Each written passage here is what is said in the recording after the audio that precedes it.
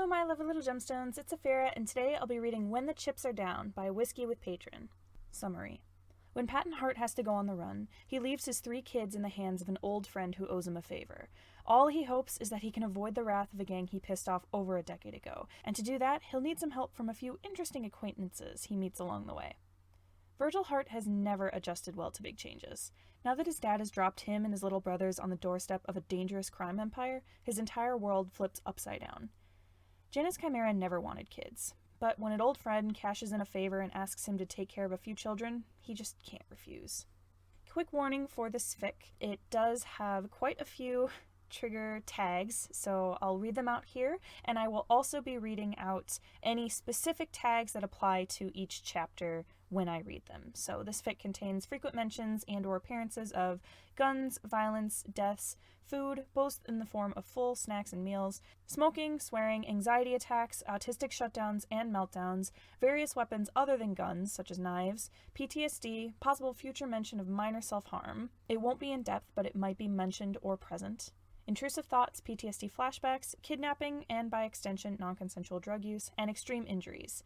I totally understand if this fic isn't for you. It is a bit heavier than what I've previously read on my channel, but it is just such a good fic, and it does have a happy ending, so if that's important for you before you get invested, I'm just letting you know right now. With all that said, let's get reading. Patton stared out at the neighborhood with a content smile.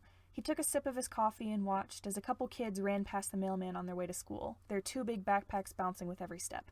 Today was going to be a lovely day, it seemed. Even the weather was perfect. The sun cast a warm glow on the street, and a gentle breeze blew across the porch, ruffling Patton's hair. The mailman waved as he walked up to Patton's house. "Hey, Mr. Hart, how are the kids?" Patton gave him a wide smile. "They're doing just fine. Got anything for us?" "Sure do." The mailman dug through his bag and pulled out a bunch of envelopes. He jogged up the steps to the porch and held them out. Patton took the envelopes. "Thank you. Have a swell day." "You too." The mailman hopped down the steps and strolled down the sidewalk to his next stop, whistling a jaunty tune. Patton set his coffee mug on the porch railing and sorted through the mail. It all looked pretty normal. There was something from the bank, an envelope from Patton's mother addressed to Roman and Remus that he assumed was a belated birthday card, another envelope from Patton's sister that might have been a postcard from her vacation. None of it seemed out of the ordinary. That is, until he came across one envelope without a return address. His own address was scribbled on the paper in unfamiliar handwriting, done in orange ink. He furrowed his brow in mild confusion. It could have just been any old letter that accidentally ended up mixed in with his mail, but the sight of the orange ink made his stomach turn with dread. He set the other letters on the railing next to his mug and dug his thumb under the flap of the envelope. The flap ripped when he tried to open it, and he struggled to open it all the rest of the way, tearing it open in tiny rips along the top of the envelope. He finally got it open and tugged out a folded-up piece of paper. Tossing the half-ruined envelope to the porch with one hand, he flipped the paper open and read the words written inside in orange ink. "Found you." Patton's heart leaped into his throat. He whipped his head up, scanning the street for anyone who might be watching him. No, not now. He wasn't fully prepared. He let the letter flutter to the porch and turned on his heel. He made it to the door in 2 quick strides, yanked it open and almost slammed it shut behind him. As an afterthought, he turned the lock to make sure no one could burst in before he was ready. Patton leaned against the door, mind racing. He had to leave as soon as possible. He couldn't take the kids. That would be too dangerous. But leaving them alone in the house was even worse, especially now that his address had been found. He needed someone to take care of them. Someone strong and powerful enough to protect them, kind enough to take them in, but not too involved in the community that everyone would know where they were. Or maybe they didn't have to be willing to take in his kids. Maybe they just needed to owe him a favor. He heaved a sigh. He told himself he would never cash in that favor, but he needed someone to take in Virgil, Roman, and Remus.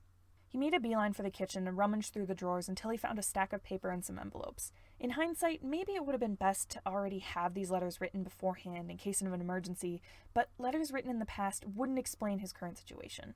He wrote one for Virgil, one for Remus, one for Roman, one for Remy, just in case, and one final letter to the person he most needed on his side. It took a bit longer than he had originally anticipated, but saying goodbye to Virgil and the twins through written words rather than in person proved to be more difficult than he thought he would be. He just had to hold out hope that he wouldn't die within the near future. In the middle of writing Remus's letter, Patton dialed Remy's number and held the phone up to his ear. It rang only once before Remy answered. "What?" Remy's voice was hoarse. He must have just woken up.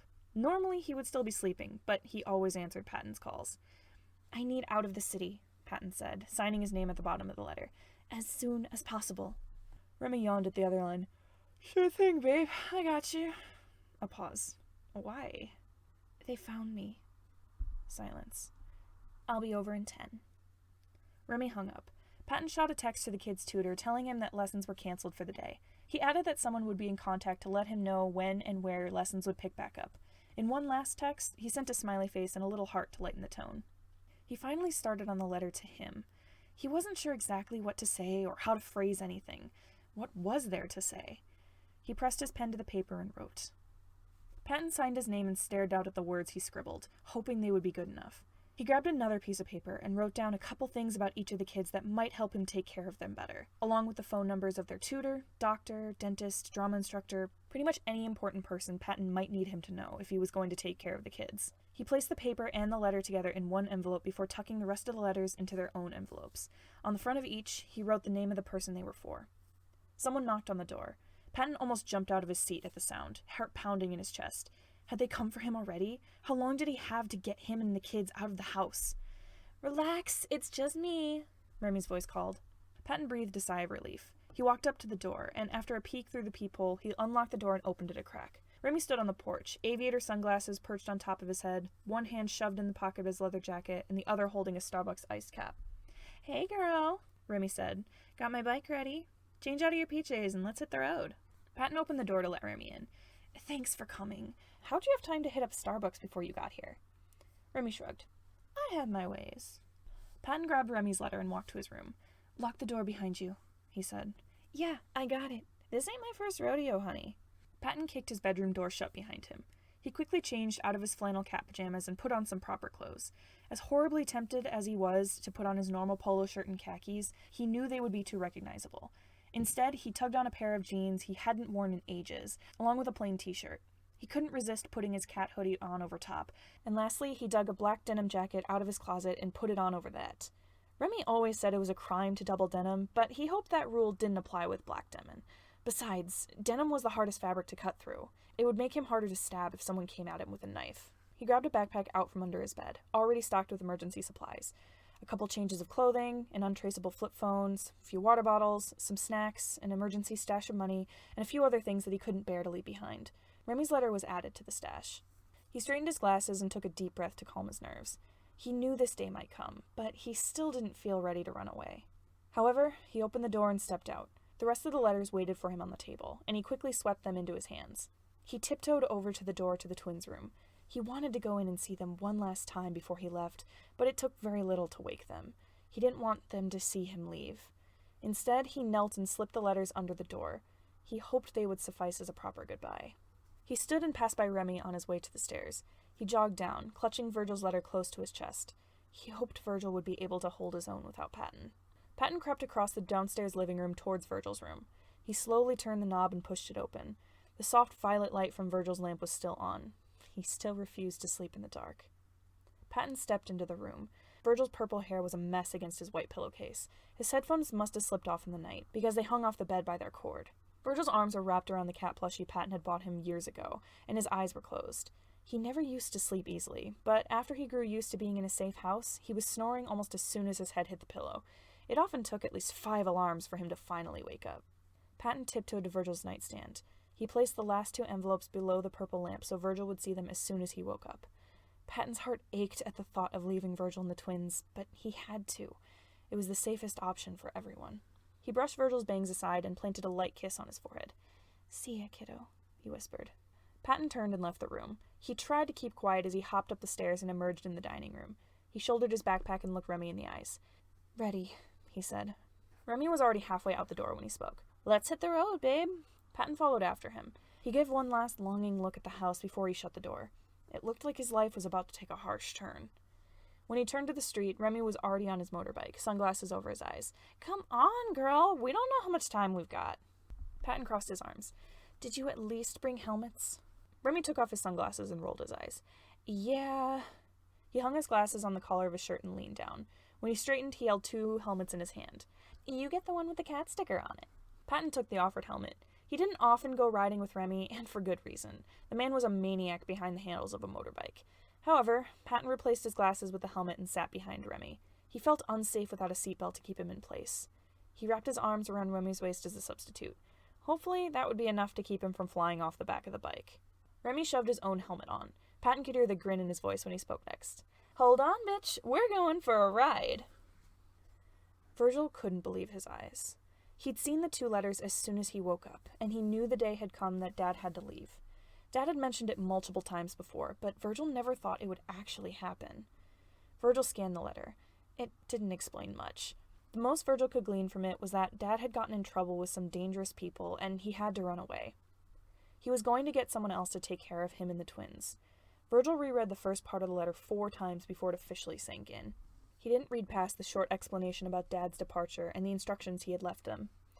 Virgil didn't know if his emotions could handle being punched with the heartfelt goodbye Dad no doubt wrote in the final 2/3 of the letter. Dad always poured his heart into everything when he came to his kids. Virgil would deal with the emotions later. For now, he had to follow his dad's instructions. Virgil folded up the letter and placed it back in its envelope. First thing he needed to do? Pack up some supplies and get ready to leave. He pulled on a pair of jeans and his patched-up sweater before he grabbed his old backpack off the floor. Sorting through his things proved to be difficult, but there were some things that he needed to take with him. His fidget cube, his headphones, the My Chemical Romance shirt Patton had bought him, and the cat plushie Patton had given him, which Roman had named Miss Snuffles, all went into his bag. He added a few more clothes just to help fill up the bag. Then he turned to his dresser, where his large collection of dolls stood. His heart broke knowing he couldn't take all of them, but he just hoped the house wouldn't get robbed or raided while they were gone. Oddly enough, choosing one doll to take with him wasn't hard. He snatched up the Monster High Draculaura doll in the center of the mess, stand and all. It was the first one he ever got, and he wasn't going to leave her behind, even though his customized Laguna doll had been much more expensive. He grabbed Draculaura's tiny pink brush off the dresser and tucked it into the bag alongside with her. He zipped up the bag and turned to his bedroom door. He felt like he was forgetting something. He went through a mental checklist. Right. He grabbed his phone and the charger from the nightstand and shoved them in his pocket that didn't have the letter in it. He scanned his nightstand for anything else of importance, and spotted his wallet next to his black, chewable pendant that was shaped like a bat. He grabbed both, tucking the wallet in his pocket and draping the necklace over his head. Now he was ready. Virgil grabbed the other letter off his nightstand and made his way upstairs. His stomach turned with anxiety. He didn't realize he was chewing on his necklace until he knocked on the door to the twins' room. He pushed it open without waiting for an answer. Roman and Remus sat on the bottom bed of their bunk bed, 2 ripped envelopes on the floor at their feet. They each held a piece of paper in their hands. They both looked up at Virgil with identical distraught expressions on their faces. Tears glimmered in their dark eyes. Virgil sighed. He knew he'd have to play the emotional, stable one for this situation. He nodded towards the door. "Pack up. We have to go." He left the room and returned to the kitchen to make them all a quick breakfast, and maybe a lunch to eat on the go as well. He set the other letter down on the counter. He couldn't help but sneak a couple wary glances at it as he grabbed the cereal from the pantry. He knew he had to take himself and the twins to this person who was supposed to take care of them. He just had one question.